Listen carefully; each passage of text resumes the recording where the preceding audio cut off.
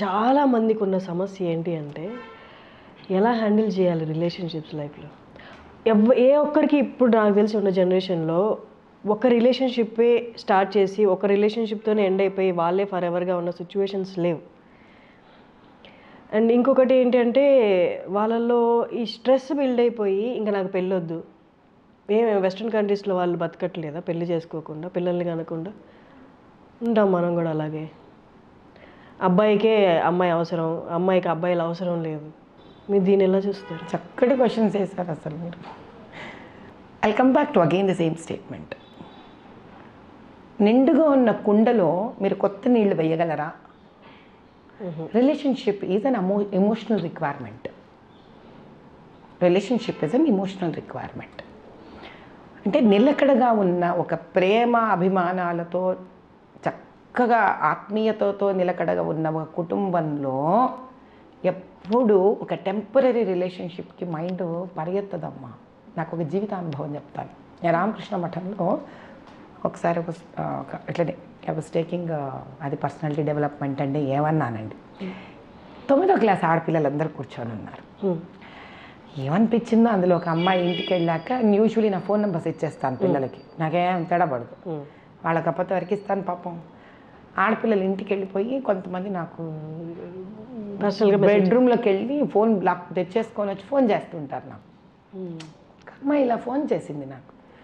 Phone చేసి మా ఇంట్లో అంతా చాలా డిస్టర్బెన్సెస్ ఎక్కువ అయిపోయినాయి అమ్మా, మా అన్న ఏమో ఏదో రిలేషన్షిప్లో ఉన్నాడంట, వాడెంత బోడిగాడు, వాడు ఇంటర్మీడియట్ సెకండ్ ఇయర్ ఇప్పుడు, వాడు ఇంటర్మీడియట్ ఫస్ట్ ఇయర్ నుంచి వాడో రిలేషన్షిప్, వాడికి వాడో కళ్ళు కూడా తెరవలేదు ఇంకా సరిగ్గా. ఆ పిల్లేమో నేను ఎవరో పాపం క్లాస్మేట్ బుక్ తీసుకుందో ఇచ్చిందో ఏమో దీని పరిస్థితి, వాడు మగపిల్లవాడు. ఇప్పుడు ఇంకా పేరెంట్స్ ఎలాంటి స్టేట్లు అయిపోయినారంటే, వాడేమో ఆజానుభావుల్లో 6 అడుగులు ఉన్నాడు వాడు అప్పటికే కొడుకు. సో వాడిని ఎక్కువ తిట్టి కొట్టి చేయలేరు, ఎందుకంటే అది మీకు సైకలాజికల్ బ్యారియర్ ఉంటుంది. ఇంత ఉంటే పిల్లల్ని ప్యాటర్న్ కొట్టేస్తా కానీ పిల్లలు వాడిని తెచ్చుకొని కొట్టని చూద్దాం మీకు చేతైతే కొట్టరు. ఇదేమో ఆడకూతురు, దీన్నేమో తిట్టి దీని రూమ్లో పెట్టేసి లాక్ చేసి, ఎందుకంటే వాళ్ళకి ప్యానిక్ ఫియర్ పెరిగిపోయింది వాళ్ళకి. వాడేమో ఏదో ఐఐటి ప్రిపేర్ అవ్వాలి అంట, వాడేమో మానేశాడంట, ఇక నేను ప్రిపేర్ అవ్వని అన్నాడంట. ఆ ఇంట్లో గందరగోళానికి ఆ పిల్ల ఎంత డిప్రెస్ అయిపోయిందంటే ఏడుపు నాకు ఫోన్ చేసి. నేను అన్నాను, తల్లి నేను ఎంత చేయగలను నాకు తెలీదురా, నీకు వీలైతే ఒక్కసారి మీ అమ్మ నాన్న నా దగ్గర తీసుకొని రా అని చెప్పాను. ఇంకా కరెక్ట్గా నువ్వు నమ్మవు తల్లి, 2 నెలలు ఉందేమో ఫైనల్ ఐఐటి పరీక్షలకి. This is I'm talking 2023 exams నాన్న, ఓకేనా? మరి ఎలా కన్విన్స్ చేసుకుంటూ బ్రహ్మరాక్షసి బాగానే అమ్మని నాన్నని అన్నని పట్టుకొచ్చింది నా దగ్గరికి. పట్టుకొస్తే నేను అందరు చూసి హలో హలో మాట్లాడి నిన్న అమ్మ నాన్న చెల్లెలు ముగ్గురు బయటకు వెళ్ళిపోయి కూర్చోడని మా బయట అవుటర్ లాన్లో కూర్చోబెట్టా. పడితే మాట్లాడా, ఏంట్రా నాన్న ఏంట్రా సంగతి కబుర్లు అన్నకి చెప్పుకుంటూ వచ్చా. అంటే ఏంటి అమ్మాయి అమ్మాయి ఇష్టమా నీకు అన్న, ముసుగులో గుద్దులాట ఎందుకురా మాట్లాడేసుకుందాం అన్న. అంటే అని అన్నాడు వాడు. సరే మాట్లాడుకుందాం మన ఇద్దరం. ఇప్పుడు ఇష్టపడడం అనేది తప్పు కాదు, కానీ అది ఏ బేసస్ మీద మనం ఇష్టపడుతున్నాం అనేది ముఖ్యం. సరే ఓ పని చేద్దాం, మీ అమ్మ నాన్నతో నీకున్న ఇబ్బంది ఏంటి?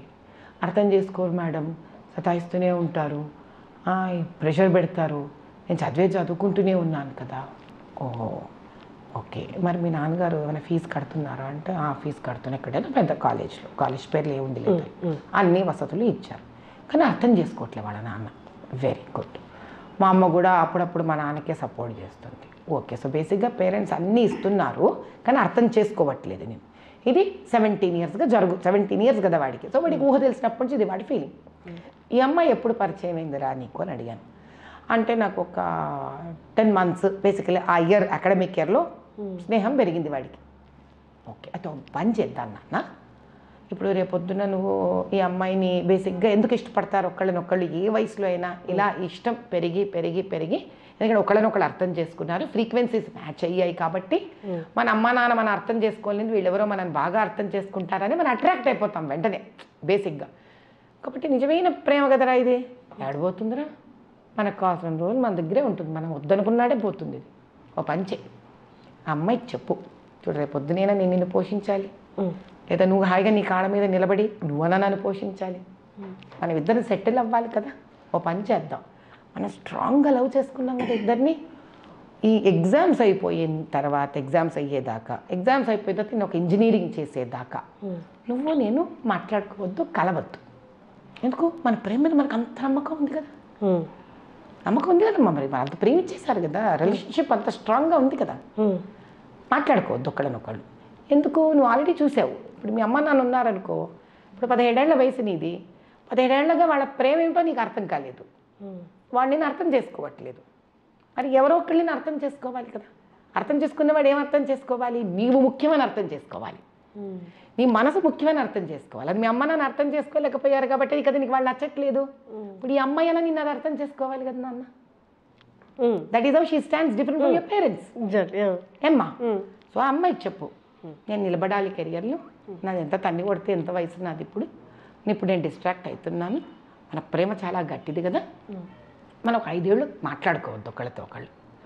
మాట్లాడుకోకుండా నేను బాగా సెటిల్ అయిపోతాను, సెటిల్ అయిపోయిన తర్వాత అప్పుడు మళ్ళీ మనం నిజమైన ప్రేమ అయితే మనం కలుసుకుందాము, మనం ఎంగేజ్ చేసుకుందాం, ముందుకెళ్ళిపోదాం. ఇప్పుడు ఒక నిమిషానికి అర్థం కాలేదు వాడికి, మాట్లాడకుండా ఎందుకు ఉండాలి? నిజమైన ప్రేమ కదరా అది. నువ్వు మాట్లాడినా ఉంటుందా రిలేషన్షిప్, మాట్లాడకపోయినా ఉంటుంది. ఎందుకు? అది ఎదుగుదల కోరుకోవాలి. రిలేషన్షిప్ ఏం కోరుకోవాలి? ప్రేమ ఏం కోరుకోవాలి? ఎదుగుదల కోరుకోవాలి. కానీ ఇక్కడ ఏం కోరుకుంటోంది? అది టైంపాస్ కోరుకుంటోంది. ఈ పిల్లకి వాడు టైంపాస్, వాడికి ఈ పిల్ల టైంపాస్. ఈ రిలేషన్షిప్లో ఏమైంది? వాడు ఐఐటి బాగా చదువుకోవాలి కదా, కానీ వాడు ఐఐటి పరీక్ష కూడా రాయనంటున్నాడు కదా. మరి ఇదేం రిలేషన్షిప్? ప్రేమ ధైర్యాన్ని కదా పెంచాలి, ప్రేమ మంచి కదా కోరుకోవాలి, ప్రేమ ఎదుగుదల కదా కోరుకోవాలి. మనం ఎందుకు ఐఐటి ఎగ్జామ్కి మొహం తిప్పేశావు? అమ్మా నాన్న నచ్చకపోవడం కష్టం కాదు, ఇక్కడ ఆ కష్టాన్ని కూడా తీర్చేదే కదా ప్రేమ అంటే. సో నువ్వు అక్కడ హ్యాపీనెస్ని పొందాలి కదా, అక్కడ నువ్వు రీజువినేట్ అవ్వాలి కదా. ఎందుకు డిప్రెషన్లో కడుతున్నావు అంటే దాని అర్థం ఏంటి? That relationship is not giving you happiness, it's not rejuvenating you. It is as good as your parents relationship today that you have understood. కనీసం వాళ్ళు చాకరీ చేసి డబ్బులు పోస్తున్నారు నీ మీద. నువ్వు ఐఐటి అని అయితే ఏం వెలగబడతావు వాళ్ళకి? వాళ్ళకు ఫాల్స్ ప్రెస్టీజ్ ఉండొచ్చు, నా కొడుకు ఐఐటి. కానీ ఐఐటి నీకు ఒకవేళ వస్తే వాళ్ళకే అన్నం పెట్టావు కదా. 5 ఏళ్ళు మళ్ళీ వాళ్ళు ఖర్చు పెట్టాలా నీకు 4 ఏళ్ళు ఇంజనీరింగ్కి? అంటే వాళ్ళు ఏం కోరుకుంటారు? మొరటుగా కోరుకున్నారు నీ కోసం, సున్నితంగా కోరుకోలేకపోయారు, గుడ్డిగా కోరుకోలేకపోయారు. నువ్వు ఏదైతే గుడ్డి అనుకుంటున్నావో ఆ రిలేషన్షిప్ నిన్ను రీజువినేట్ చేయలేదు, ఐఐటి వైపు నిన్ను తీసుకెళ్ళలేదు, మోటివేట్ చేయలేకపోతుంది. Tell me no what is this relationship? I asked. నాకు తెలీదు, నువ్వు నాకు ఎక్స్ప్లెయిన్ చేయన్నా. గర్ల్ ఫ్రెండ్ ఉండడం లేదా బాయ్ ఫ్రెండ్ ఉండడం అనేది పొసెషన్లో అయిపోయింది. ఇప్పుడు క్లాస్లో అందరికన్నా అందమైన అమ్మాయి ఉందా, ఆ అమ్మాయి నేను రిలేషన్లో ఉన్నాను అంటే మిగతా వాళ్ళందరూ నేను ఓడిచ్చేసినట్టే. This is my profession, already నేను గెయిన్ అయిపోయాను. ఇప్పుడు దీన్ని కాపాడుకోవడానికి నువ్వు 24 గంటలు కాల్స్ చేయాలి, అమ్మాయి ఎటుపోతుందో గమనించా. అమ్మాయి మీద నమ్మకం లేదు, ఎందుకంటే అంతమంది వెనక పడుతుంది, నాకే పడింది అంటే ప్రస్తుతానికి అసలు ప్రాక్టికలీ వీడి మీద నమ్మకం లేదు. నాకెందుకు పడింది అంటే నేను ప్రతి క్షణం అమ్మాయిని కాపాడుకోవాలి, ఎటు పోనీయకుండా చూసుకోవాలి. ఇక్కడే సరిపోతుంది అంటే ఇదే ఫ్రస్ట్రేట్ బిల్డ్ అయ్యి ఇంకా నాకు కావాలి, నాకు ఒక క్లాస్ రికగ్నిషన్ కావాలి అంటే అసలు రికగ్నిషన్ అనేది కావాలి అని ఇండక్షన్ ఎక్కడ జరుగుతుందనే చూడాలి. ఇదే పిల్లవాడిని కాసేపు నేను బయట కూర్చోపెట్టి వాళ్ళ పేరెంట్స్ని పిలిచి నేను ఒకటే మాట చెప్పాను, ఫస్ట్ వాడితో ప్రేమగా మాట్లాడండి. వాడికి ఆల్రెడీ ఐఐటి ప్రెషర్ ఉంది అక్కడ, వాడి కోసం వాడు చేయాలనేది నేర్చుకోవాలి, కానీ మీకోసమో మీ సంతృప్తి కోసమో వాడు చేయాలనుకోకూడదు. You will not believe the whole session went on for me for 2 hours. ఓకేనా? That fellow got IIT seat. 2 months ముందు? 2 months కూడా కాదు, if I'm not wrong, it was 25 days before they came to me. ఖరగ్పూర్లో చేస్తున్నాడు వాడు ఇప్పుడు IIT. దీన్ని బట్టి ఏం అర్థం అవుతుంది మనం ఆలోచిద్దాం. నేను ఆ పిల్లని అనలేదే, నేను వదిలేయమని చెప్పలేదే, నేను ఒకటే అన్నాను. అంటే ఏమిటి అని అంటే, నీకు ఒక రికగ్నిషన్ కావాలి అని ఎప్పుడైతే మనం పిల్లల మీద ఫోర్స్ చేస్తున్నామో వాడు ఆ రికగ్నిషన్ చదువు రూపేణ సోషల్ స్టేటస్ పెంచుకోవడానికి అనేది అర్థం చేసుకోకుండా రికగ్నిషన్ అనేదాన్ని, రివార్డ్ అనేదాన్ని మాత్రమే పట్టుకొని సోషల్ మీడియాలో నీకు ఒక గర్ల్ ఫ్రెండ్ ఉన్నా నువ్వు రికగ్నైజ్ అవుతావు, నువ్వు డ్రగ్స్ తీసుకుంటే రికగ్నైజ్ అవుతావు, హీరో అయిపోతున్నావు, నువ్వు ఎంత స్మార్ట్గా నీ ఆధార్ కార్డుని నువ్వు మార్చుకొని ఒక పబ్కి వెళ్ళిపోతే నువ్వు రికగ్నైజ్ అవుతావు, నువ్వు ఎంతమందికి డబ్బులు కట్టి నువ్వు ఒక పార్టీ ఫ్లోట్ చేయగలిగితే రికగ్నైజ్ అవుతావు, నీ షర్ట్ మీదనో దేని మీదో బ్రాండ్ కనిపిస్తే నువ్వు రికగ్నైజ్ అవుతావు. ఇలాంటి రికగ్నిషన్ ఎన్ని నానా రకాలుగా ఉందో డిజిటల్ నీకు మీడియా నేర్పిస్తాను. ఏమవుతుంది, అదే మనం ఇంట్లో రికగ్నిషన్ ఈజ్ నాట్ ఇంపార్టెంట్ అనేది మీరు చిన్నప్పటి ఇండక్ట్ చేస్తూ వెళ్ళారనుకోండి, he would want be one amongst the common.